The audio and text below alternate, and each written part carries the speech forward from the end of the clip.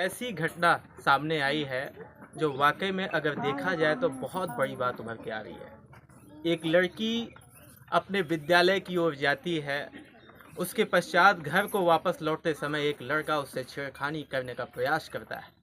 इस तरीके की ऐसी घटना आप लोगों ने तो सुनी तो होगी, लेकिन आज इस तरीके की कृत्य पुलिस प्रशासन पर सवाल या निशान खड़े होने शुरू हो गए हैं। जैसे ही लड़की अपने घर से विद्यालय से घर की ओर आती है, एक लड़का उसे जबरन हाथ पकड़ के खींचने का प्रयास किया जाता है। प्रयास करने के पश्चात तो प्रयास इस तरीके का हो जाता है कि लड़की अगर शोरगुल ना करे तो उसको बचाने वाला कोई नहीं होता। तो आज ऐसी ही खबरें लेकर के आप लोगों के बीच मैं मौजूद हूँ। आज इनके घर पे मैं उपस्थित हुआ हूँ। यहाँ भारतीय किसान यूनियन के संगठन के समस्त पदाधिकारी हम लोगों के बीच मौजूद हैं और यहाँ पे महिलाएं जो परिजन हैं वो भी मौजूद हैं।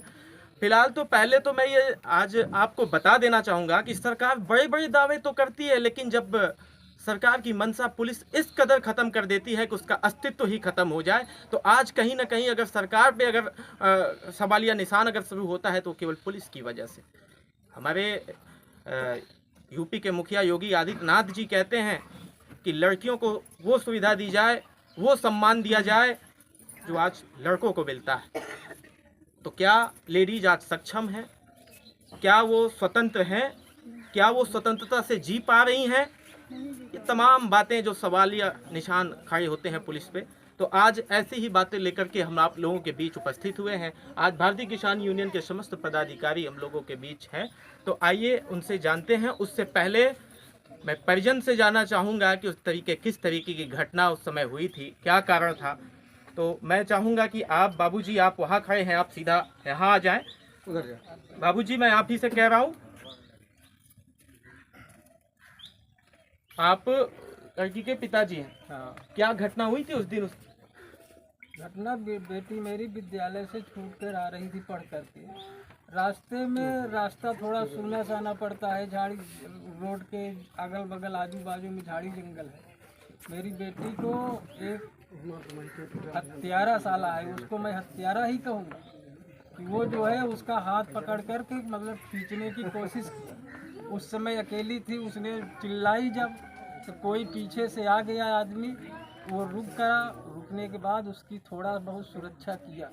उसके बाद वो अपना घर से निकल कर वहाँ से अपने पुलिस के द्वारा क्या कार्रवाई हुई, आप मुझे उस बात से अवगत कराएं। पुलिस ने इस मामले में क्या किया?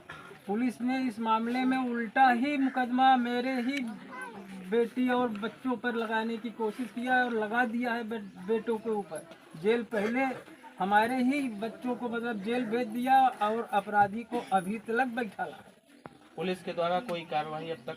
पुलिस के द्वारा कोई कार्रवाई नहीं, केवल पैसे की धमकी की। और एक बात है, जातिवाद का नारा पुलिस वालों ने धमकी दिया है कि अब पटेलों का मैं दम देखूंगा, लेकिन पटेल अपना दम दिखाने पर ये बातें किसके द्वारा कही गई? पुलिस के द्वारा। पुलिस ने कहा थाने के अंदर कि अब पटेलों को मैं देखूंगा कि इनके पास कितनी पावर, कितनी ताकत है।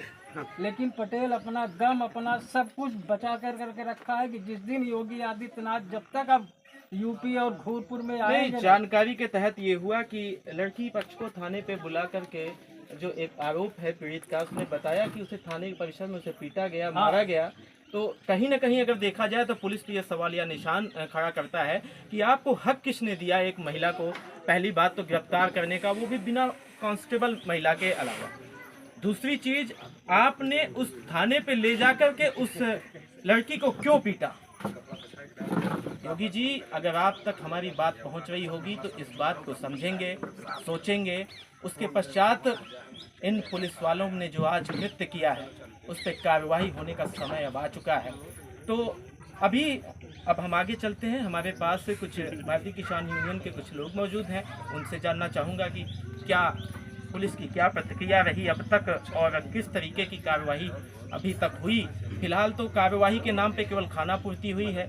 यहाँ तो पीड़ित के परिवार वालों के ही पक्ष के खिलाफ मुकदमा पंजीकृत कर दिया गया है। तो आइए पुलिस की जो क्रिया हुई है, पुलिस ने जो कर्तव्य अपना निभाया है, उसके बारे में आप क्या कहेंगे? पीड़ित परिवार परेशान है, उसकी सुनने वाला आज कोई नहीं है, और इनके घर के जो भाई होता है, जो अपनी बहन की रक्षा के लिए, बहन अपनी भाई की रक्षा के लिए जो राखी बांधती है, भाई ने बहन की रक्षा करने के लिए जो प्रयास किया, उसके तहत उसकी केवल सज़ा उसको ये मिलती है कि उसको जेल भेज दिया जाता है। देखिए, पीड़ित परिवार जिस स्थिति से गुजरा है तो उसका आक्रोश स्वाभाविक है। इनकी भाषा काफ़ी मैं असंतुलित भी देख रहा हूँ, तो ये इनका आक्रोश है। अच्छा, इसका मुख्य कारण ये रहा है कि पुलिस ने जो काम इनको ढंग से करना चाहिए वो न्यायोचित कार्य नहीं किया।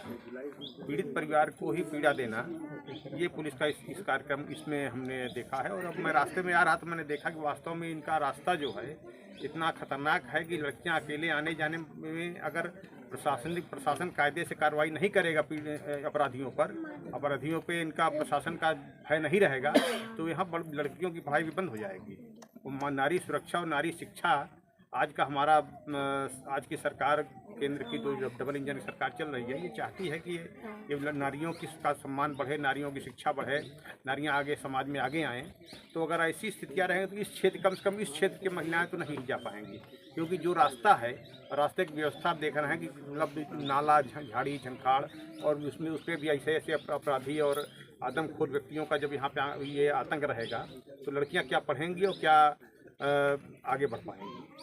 जी बिल्कुल, लेकिन जिस तरीके की बातें अभी सामने आई हैं कि पीड़ित पक्ष के खिलाफ ही मुकदमा पंजीकृत कर दिया गया है, पीड़ित पक्ष के ही खिलाफ, तो इससे आपको क्या लगता है कि छेड़खानी होगी? क्या लड़कियां या औरतें इस चीज़ से क्या वो स्वतंत्र हैं? स्वतंत्रता का रूप जो भारत सरकार कहती है, भारत सरकारी जो है सरकार यही बार बार कहती है कि अब महिलाएं स्वतंत्र हैं, अब कुछ भी जो दर्जा भारत सरकार ने दे रखा है, तो क्या आपको ऐसे लगता है कि अब लड़की आप स्वतंत्र हो गई हैं, कुछ कहीं भी आ जा सकती हैं, या फिर इस तरीके के ऐसे लोग जो बैठे होते हैं घात लगाए, इस पे आप क्या कहना चाहेंगे? इस पर ये कहना चाहेंगे कि जो है सरकार, हमारे जो है सूबे के मुखिया ये चाहते हैं कि बिल्कुल भय मुक्त जो है माहौल बने, जिसमें नारी ही नहीं, नारी पुरुष सब भय मुक्त रहें और समाज में जो है एकदम सुचारू रूप से राम राज्य हो, किसी को किसी का भय ना हो।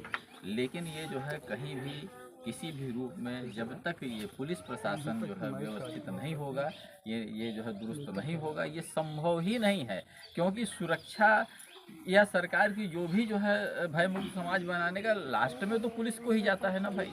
तो जब पुलिस ही गड़बड़ है इनकी, और पुलिस का जो है जीता जागता आप घूरपुर में उदाहरण देख रहे हैं कि कितनी सक्रिय है कि जो पीड़ित पक्ष है उसको तो तत्काल जेल भेज दिया, जबकि उन्होंने एफआईआर पहले कराई।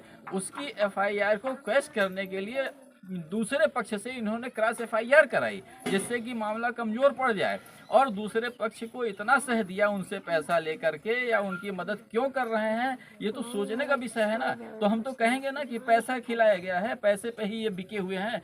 तो जब तक पैसे पर ये थाने और जो है कमिश्नरी या जो भी प्रशासनिक कार्यालय, ये जब तक पैसे पे बिकते रहेंगे, कोई भी सुधार सरकार का संभव नहीं हो सकता है। कोई भी विजन कितना भी बैठ करके हमारे मुख्यमंत्री आदरणीय प्रधानमंत्री देख लें, वो विजन धरातल पर उनका कभी नहीं उतरेगा। और अगर उतारना है तो सबसे पहले प्रशासन और शासन को दुरुस्त करना होगा, और इसके लिए भारतीय किसान यूनियन भानु लगातार प्रयास कर रही है। अभी लखनऊ में 11 तारीख को हमारी पंचायत हुई, वहाँ पर जो है ये निर्णय लिया गया कि नहीं, हम लोग जो है भ्रष्टाचार को ख़त्म करा के ही रहेंगे। शासन और प्रशासन से भ्रष्टाचार अगर खत्म नहीं होगा तो न्याय की गुंजाइश नहीं है, किसी को न्याय नहीं मिल सकता है। तो न्याय दिलाने के लिए ही ये हमारा ईमानदार संगठन आज जो है कम से कम जो है 14 साल से 15 साल से ये निरंतर लड़ाई किसानों की, गरीबों की, मजदूरों की, सब की लड़ रहा है। और इस परिवार के साथ भी आज ये खड़ा हो गया है संगठन, और इस परिवार को बिल्कुल ही भयमुक्त रहने की जो है रहेगा, ये हम लोगों का आश्वासन है कि अगर शासन और प्रशासन से या जो है पुलिस वालों से किसी से भी अगर इनको कोई भी भय का जो है वो दिखाया गया तो निश्चित रूप से अंजाम बहुत बुरा होगा। ये मैं भारतीय किसान यूनियन जो हमेशा गरीबों और किसानों की आवाज़ को बुलंद करता रहा है, और आज भारतीय किसान यूनियन उस पीड़ित परिवार के पक्ष में खड़ा है। और तो ये किसी से छुपा नहीं कि भारतीय किसान यूनियन क्या है। भारतीय किसान यूनियन क्या कर सकता है, भारतीय किसान यूनियन किसकी आवाज़ बुलंद करता है, ये आपसे या हमसे पूछने की बात नहीं है। फिलहाल बने रहिए हमारे साथ।